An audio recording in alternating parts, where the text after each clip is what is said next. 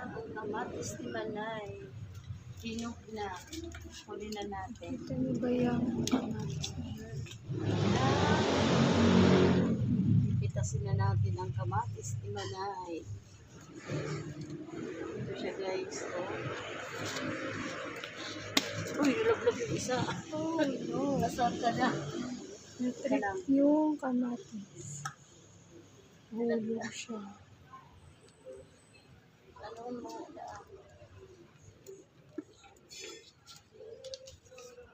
Hindi ah. Ang ganda. Wow, ang ganda. Ang laki ng isa. Tapos may tatlo pa ako. Ayan ah. 1, 2, 3. Meron pang tatlo. Ito yung isa. At saka ayun. Sa taas walang bunga. Then, ito na yung...